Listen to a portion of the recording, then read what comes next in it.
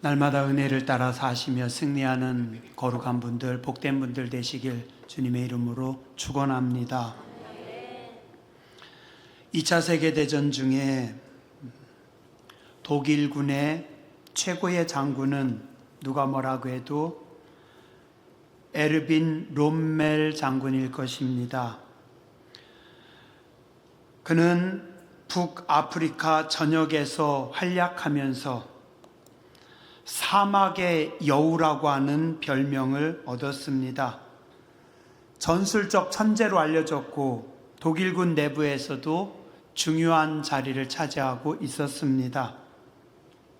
1940년 프랑스 침공 당시 롬멜은 독일 제7기갑사단을 지휘하며 빠르고 혁신적인 전술로 프랑스와 벨기에를 신속히 점령했고 워낙 신출기몰했기 때문에 그의 부대는 유령 사단이라고도 불렸습니다. 또한 그는 북아프리카 전역에서 독일과 이탈리아의 기갑부대를 지휘했고 북아프리카에서 연합군과 싸울 때마다 모든 싸움에 뛰어난 기동력 전술로 수적인 열세를 넘어서 모든 전투에 승리를 거두었고 그의 천재성을 돋보입니다. 그에 대항하는 미국의 장군으로는 패튼이라고 하는 장군이 있었습니다.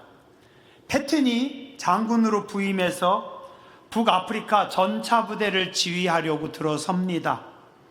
근데 이때 북아프리카의 거의 모든 연합군들, 미국과 영국의 연합군들은 독일의 롬멜 장군에 의해서 초토화되었기 때문에 독일군 전차에 대한 공포에 사로잡혀 있었습니다. 패튼 장군이 부임해서 부대를 보니 사기가 완전히 땅에 떨어졌습니다. 부대를 본 패튼 장군이 이렇게 이야기했다고 합니다. 4개 사단 중에 3개 사단은 독일군 앞에서 열등감에 사로잡혀 있었고 1개 사단은 무식해서 용감하기만 했을 뿐이다. 독일의 전차부대에 맞서 싸웠던 장군 패튼은 사기가 땅에 떨어졌고 열등감에 사로잡혔던 미군들, 어떻게 그들을 일으켜 세웠고 그들로 하여금 강한 군대로 만들 수 있었을까요? 여러분들이라면 어떻게 하시겠습니까? 저는 패튼의 이야기를 읽으면서 그런 생각을 해봤습니다. 나라면 이 위기를 어떻게 타개할까? 패튼이 선택한 방법은 기본에 충실한 부대를 만드는 것이었습니다. 열등감과 패배감에 사로잡혀 있던 부대에 부임한 그는 군대에 곧바로 명령을 내립니다. 우리 군대는 항상 철모를 쓰고 발에 각반을 착용하라. 취사병이나 군의관조차도 일과 시간에는 가벼운 모자가 아닌 무거운 철모를 쓰고 일해야 한다고 명령합니다. 옷의 모든 단추를 끝까지 다 채워라. 그 당시 북아프리카는 50도 이상 펄펄 끓는 뜨거운 사막이었습니다. 그런데 그곳에서 군인들에게 넥타이를 착용할 것을 명령합니다. 자, 이걸 위반하면 벌금 50달러를 내야 된다. 이 50달러가 어느 정도였냐면 당시 일반 사병 월급의 절반 정도 되는 금액. 요즘으로 따지면 그 군무 안 쓰고 있으면 한 100만 원 벌금 때리는 겁니다. 누가 그 모습을 보고 이렇게 비웃었다고 합니다. 세상에 이렇게 귀여운 군대는 처음이다. 군인들이 넥타이까지 다 매고 각반까지 다 찼으니까. 아무리 더워도 군복에 소매를 걷지 못하게 했다고 합니다. 그리고 장교의 아침 식사를 9시에서 새벽 6시로 변경합니다. 패튼 장군은 전쟁터에서 워낙 욕을 많이 먹고 부하들을 거칠게 다뤘습니다. 누군가 위반하면 쫓아가서 벌금을 매기는데 벌금뿐만이 아니라 그냥 온갖 욕을 육두문자를 다 퍼부어가지고 아주 질리게 만들었대요. 전쟁터에 나가는 군인들에게 명령합니다. 전진, 전진, 전진뿐이다. 무조건 전진하라. 전진만 명령한 걸로도, 닥달한 걸로도 유명합니다. 병사들이 어땠을까요? 불평이 보통이 아니었겠죠, 그죠? 근데 놀라운 일이 벌어집니다. 불가능할 것만 같았던 일들이 실제 벌어집니다. 그 더운 날 철모를 계속 쓰고 있는데 그 무거운 철모를 쓰고서도 움직일 수 있는 겁니다. 그들은 점점 강하고 빠른 군대로 바뀌어 갑니다. 후에 미국과 영국을 중심으로 한 연합군이 노르망디 상륙작전을 성공하면서 유럽 본토에 교두보를 만들고 내륙으로 들어가려고 합니다. 이때 롬멜 장군이 훈련시킨 독일의 기갑부대, 전차부대가 와서 막습니다. 워낙 훈련이 잘 돼 있어서 연합군의 반밖에 안 됐지만 그들을 뚫지를 못하는 겁니다. 노르망디 상륙작전은 하루에 성공했지만 그 뒤로 2달간이나 발이 묶여서 연합군이 움직이질 못합니다. 이때 미국에서는 패튼 장군을 투입합니다. 패튼 장군이 이야기합니다. 그걸 못 막아가지고, 그걸 못 뚫어서 내가 가면 3일이면 뚫어버릴 겁니다. 뻥도 세고 강했다고 합니다. 패튼 장군이 들어가서 전장을 지휘합니다. 정말 3일에 160km를 진격하면서 독일의 방어 진지를 깨뜨리고 전장을 지배하고 2차 대전의 영웅이 됩니다. 패튼 장군은 패잔병들을 일으켜 세우고 전쟁에 연전연승하는 강한 기갑부대로 만들어 놓았습니다. 이 패튼 장군을 보고 사람들이 평가가 또 다 완전히 다릅니다. 그를 잘 모르는 영국 사람들은 어리석은 카우보이다, 뻥쟁이다. 미국의 소설가 존 피 마커드는 그를 이야기하기를 유아적 심리를 지닌 요령부득의 사납고 불경스러운 장교라고 혹평합니다. 그러나 패튼을 가까이에서 모셨던 부하 장군은 말하길 그는 용감하면서도 겁이 많고 부드러우면서도 엄격하며 거칠면서 시적 감성이 풍부하고 신성을 더럽히면서 신앙심이 깊었다라고 말합니다. 연합군 총사령관을 지낸 아이젠하워는 패튼은 진정으로 과감한 지휘관이며 두뇌도 명석하다, 다정다감하면서도 늘 자신과 싸우고 필요한 순간에 필요한 정서와 용기를 갖추고자 한다라고 평가합니다. 미국의 위대한 장군 패튼, 패배감과 자괴감에 사로잡혔던 군대를 그가 강한 군대로 만들 수 있었던 첫 번째 비결 뭡니까? 기본으로 돌아가는 거였습니다. 기본기가 탄탄할 때 스피드도 가능하고 여러 가지 고급 전술 능력도 발휘할 수 있습니다. 저는 성도도 그렇다라고 생각을 합니다. 기본기가 중요합니다. 한번 따라서 하시죠. 말씀으로 돌아가면 하늘의 능력을 힘입을 수 있습니다. 기본이 탄탄해야 하늘의 기적을 체험할 수 있습니다. 말씀은 모르면서, 말씀대로 살지 않으면서, 말씀과 상관없이 살면서 우리는 세상을 평가합니다. 또한 우리는 다른 사람들을 혹평합니다. 말씀 없이 섬김, 봉사, 가르침, 코이노니아, 디아코니아가 가능할까요? 어렵습니다. 오늘 에스겔 골짜기에 하나님의 말씀이 임합니다. 1절과 2절 그리고 말씀의 11절은 그들의 상태입니다. 오늘 이스라엘의 상태입니다. 1절, 골짜기 가운데 두셨는데 거기 뼈가 가득하더라. 산에서 가장 가기 싫은 곳이 여러분들 어딘가요?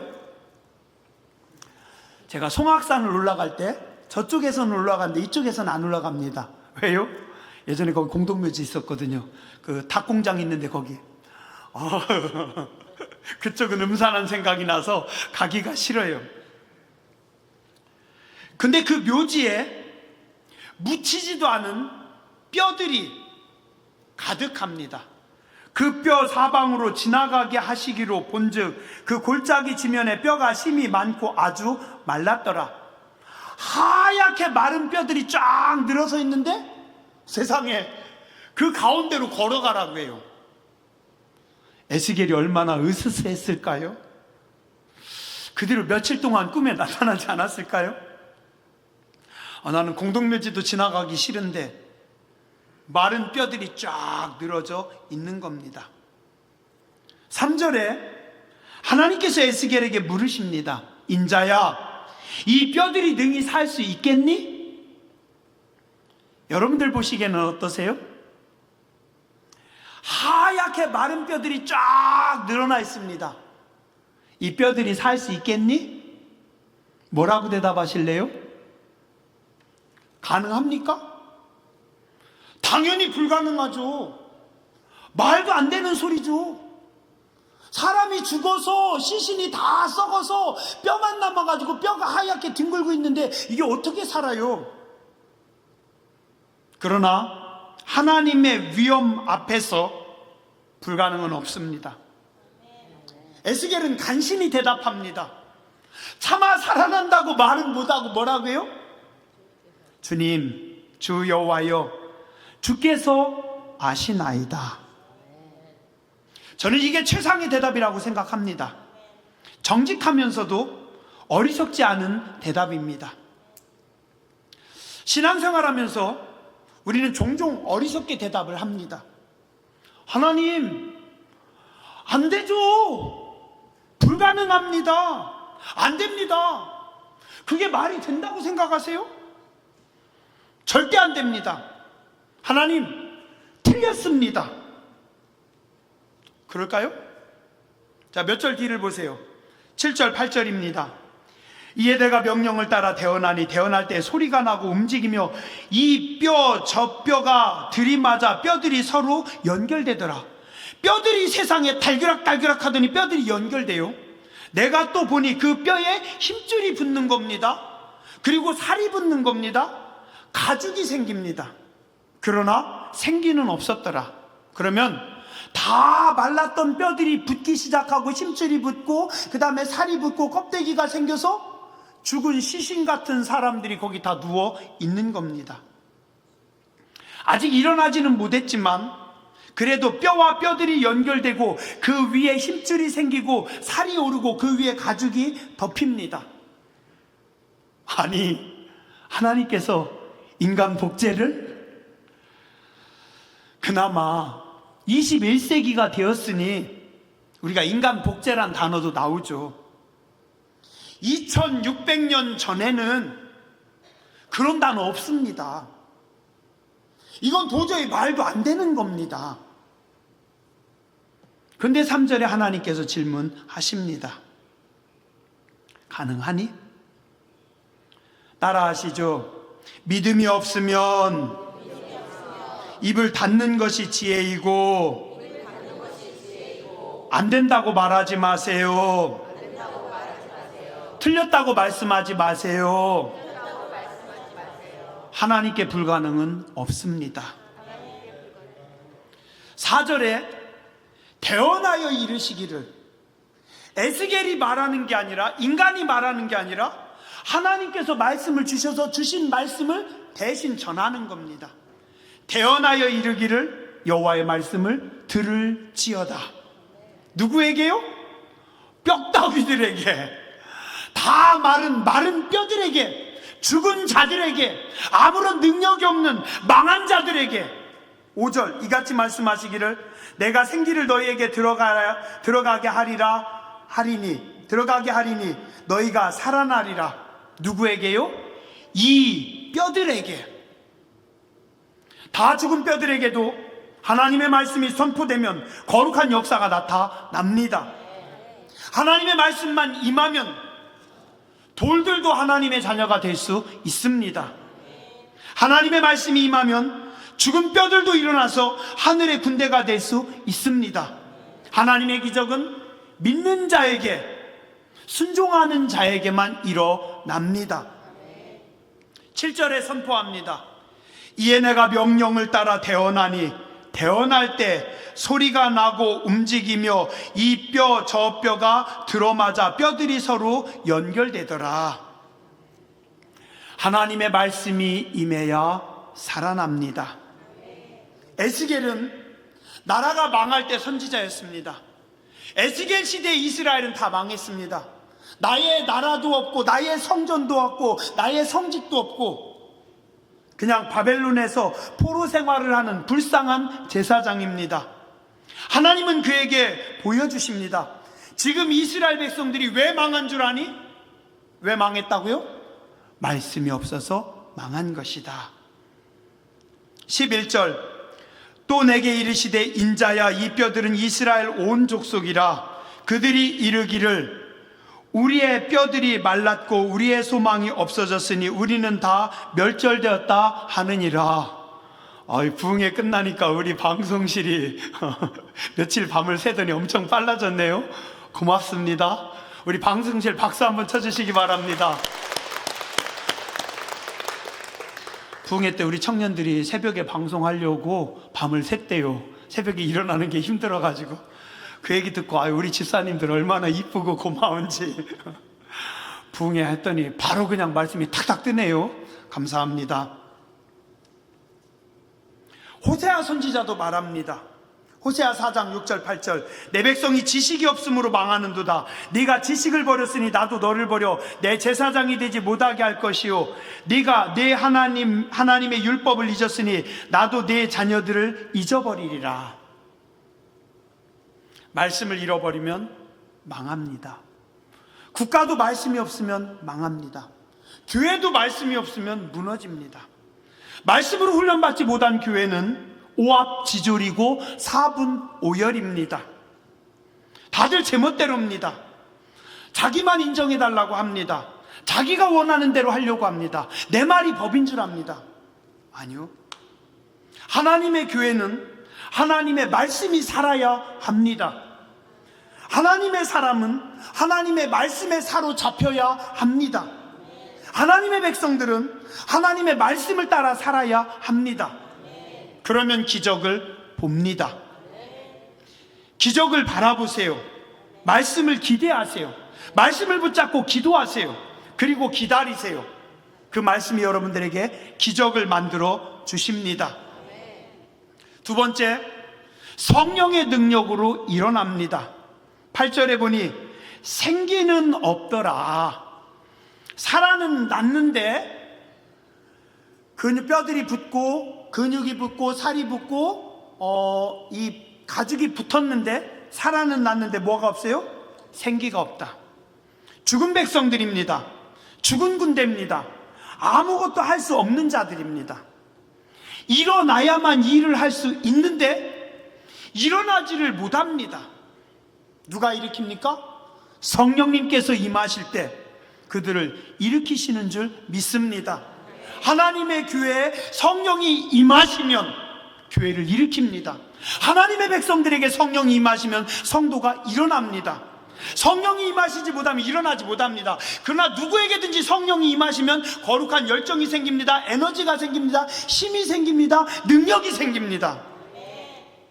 성령님께서 임하시는 여러분들의 삶이 되시길 주님의 이름으로 축원합니다. 일이 많음이 우리를 힘들게 하는 거 아닙니다. 성령의 능력 없이 일함이 가장 위험한 것입니다. 과도함이 우리를 고갈시키는 거 아닙니다. 성령 없이 일하는 것이 우리를 고갈시키는 겁니다. 일이 많아서요? 피곤해서요? 바빠서요? 아닙니다. 사도 바울과 신라는 하루 종일 복음을 증거했고 두들겨 맞았고 감옥에 갇혔고 그 감옥에서 신음하다가도 성령 충만하니까 일어나서 하나님을 향해 두 손 들고 찬양합니다. 성령의 능력으로 육체의 약함을 이기는 성도님들 되시길 주의 이름으로 축원합니다. 스피드가 문제가 아닙니다. 능력 없음이 문제입니다. 성령님께서 일하시면 스피드는 아무것도 아닙니다. 더 생각해보지 않아도 돼요. 더 기도하지 않아도 돼요. 언제요? 성령님께서 감당하십니다. 능력을 주시고 속도를 주시고 성령님께서 감당하도록 하십니다. 9절과 10절 말씀합니다. 너는 생기를 향하여 대언하라. 생기에게 대언하여 이르기를 주 여호와께서 이같이 말씀하시기를 생기야 사방에서부터 와서 이 죽음을 당한 자에게 불어서 살아나게 하라. 생기가 임할 때, 성령이 임할 때 살아나는 줄 믿습니다. 이에 내가 그 명령대로 하였더니 생기가 그들에게 들어가매 그들이 곧 살아나서 일어나 서는데 큰 군대더라. 생기가 임하면, 성령이 임하시면 사람이 살아납니다. 그리고 일어납니다. 성령님만 임하시면 됩니다. 불가능은 없습니다. 오늘 여러분들 가운데, 우리 교회 가운데 성령님께서 임하시고 살아나고 일어나는 교회와 성도님들 되시길 주의 이름으로 축원합니다. 사도행전 1장 8절 말씀하십니다. 오직 성령이 너희에게 임하시면 너희가 권능을 받고, 성령이 임하시면 너희가 권능을 받습니다. 예루살렘, 유다, 사마리아 땅끝까지 이르러 내 증인이 되리라. 사실 나는요, 예루살렘은 편해요. 유다는 좋아요. 사마리아는 싫어요. 사마리아는 더럽혀진 땅인데 나는 싫어요. 나는 걔네들하고 안 맞아요. 나는 걔들을 그 땅 밟고 싶지 않아요. 유대인들은 사마리아 땅 안 밟습니다. 왜냐하면 아수리에 짓밟혔던 땅이기 때문에, 죄악의 땅이기 때문에 정통 유대인들은 사마리아 땅은 피해갑니다. 그러나 예수님은 그 사마리아 땅을 돌파합니다. 상관없습니다. 다 하나님의 자녀들이고 하나님의 백성들이기 때문에 예수님께서 말씀하십니다. 오직 성령이 너희 마시면 너희가 권능을 받고 예루살렘, 유다, 너희가 싫어하는 사마리아, 너희가 두려워하는 땅끝까지 이르러 내 증인이 되리라. 그러나 예수님의 제자들은 두려워서 사마리아를 안 갑니다. 그러나 성령이 임하셨을 때 성령께서 강권적으로 그들로 하여금 그들이 싫어하는 땅, 죄악의 땅 사마리아로 가게 하시고 그들이 두려워하는, 무서워하는 미지의 땅끝까지 하나님은 가도록 하십니다. 누가 하셔요? 성령님께서 하십니다. 성령님께서 임하시면 권능을 받습니다. 하나님의 말씀을 실천할 수 있는 능력이 임합니다. 영적 권세가 임합니다. 거룩한 능력이 생깁니다. 거룩한 영적 감각들이 살아납니다. 성령의 능력이 임하는 교회와 성도님들 되시길 주님의 이름으로 축원합니다. 성령님은 지혜와 계시의 영입니다. 1절에 보니 여호와께서 권능으로 내게 임재하시고 그의 영으로 나를 데리고 가서, 하나님의 영이 임하실 때, 하나님의 영이 나를 데리고 갈 때 이스라엘의 영적 상태를 봅니다. 죽음을 봅니다. 무너짐을 봅니다. 다 망함을 봅니다. 성령이 임재하지 않으면, 성령의 능력이 없는 자들은 죽음을 모릅니다. 칼이 목에 와도 모릅니다. 다 망했는데도 모릅니다. 다 망했는데도 계속해서 죽으러 들어갑니다. 왜요? 하나님의 은혜가 없기 때문에. 고린도후서 4장 4절 말씀합니다.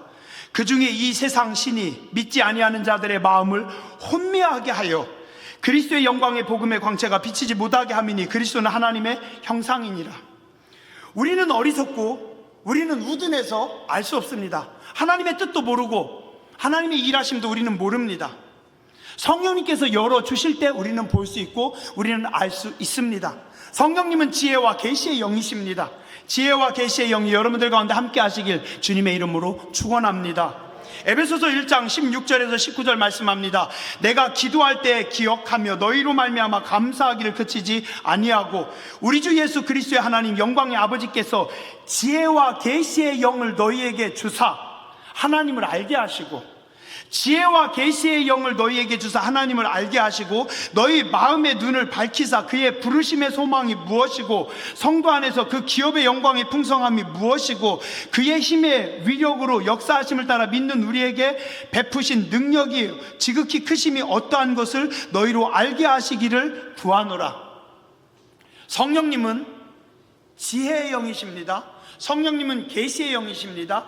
지혜와 계시의 영이신 성령님께서 임할 때 너희의 마음의 눈을 밝히고 하나님의 부르심이 뭔지 알게 하시고, 성령님께서 임할 때 예수님의 기업의 영광의 풍성함이 무엇인지 알게 하시고 예수님의 능력의 역사하심이 얼마나 큰지 알도록 하신다. 성령이 임할 때 지혜의 문이 열리고 계시의 문이 열립니다. 성령님께서 하십니다. 성령님께서 가르쳐 주십니다. 로마서 8장 26절 말씀합니다. 이와 같이 성령도 우리 연약함을 도우시나니 우리는 마땅히 기도할 바를 알지 못하나 오직 성령이 말할 수 없는 탄식으로 우리를 위하여 친히 간구하시느니라. 요한복음 16장 13절 말씀합니다. 진리의 성령이 오시면 그가 너희를 모든 진리 가운데로 인도하시리니 그가 스스로 말하지 않고 오직 들은 것을 말하며 장래의 일을 너희에게 알리시리라. 고린도전서 2장 10절 말씀합니다. 오직 하나님의 성령으로 이것을 우리에게 보이셨으니 성령은 모든 것 곧 하나님의 깊은 것까지도 통찰하시느니라. 이 시간 성령의 지혜가, 성령의 계시가 임하는 교회 성도님들 되시길 주님의 이름으로 축원합니다.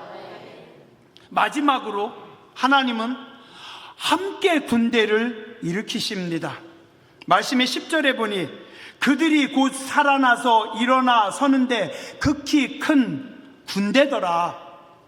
다 같이 일어나서 다 같이 합력해서 다 같이 군대를 이룹니다. 사사시대에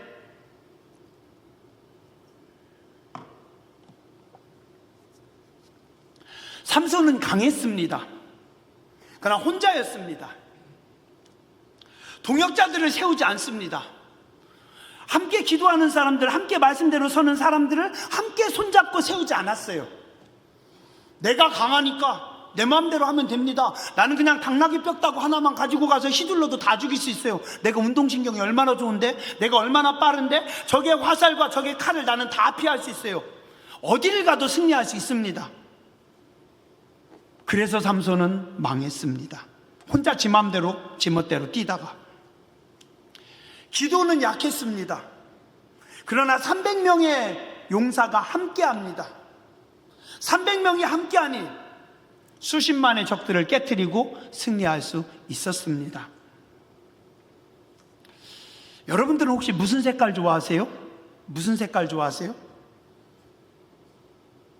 난 보라색, 난 빨간색.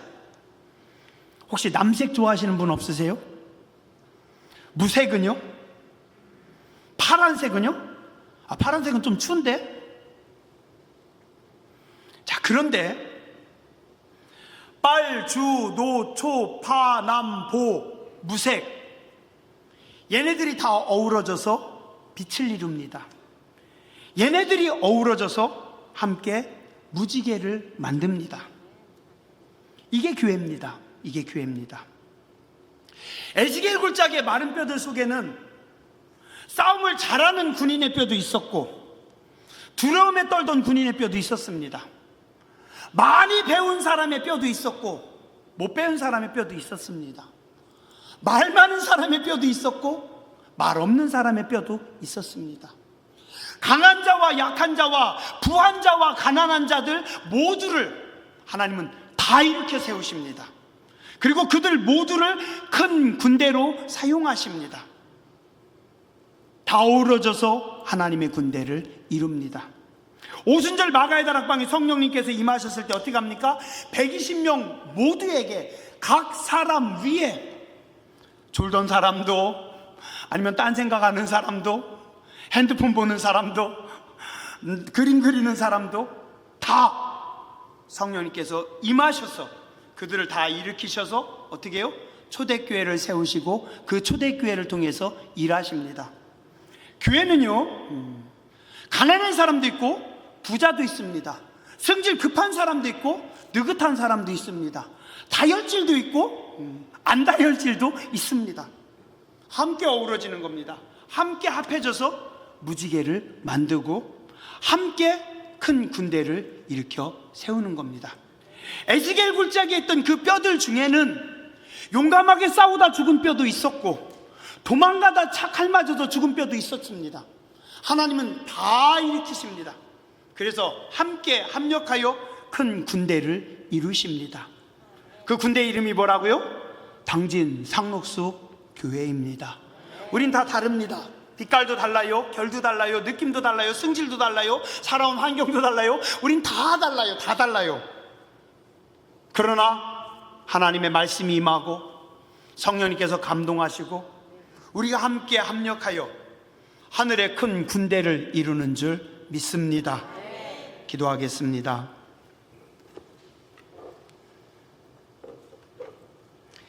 이에 내가 그 명령대로 태어나였더니 생기가 그들에게 들어가매 그들이 곧 살아나서 일어나 서는데 극히 큰 군대더라. 거룩하신 성령님, 우리의 실존을 보게 하여 주시옵소서.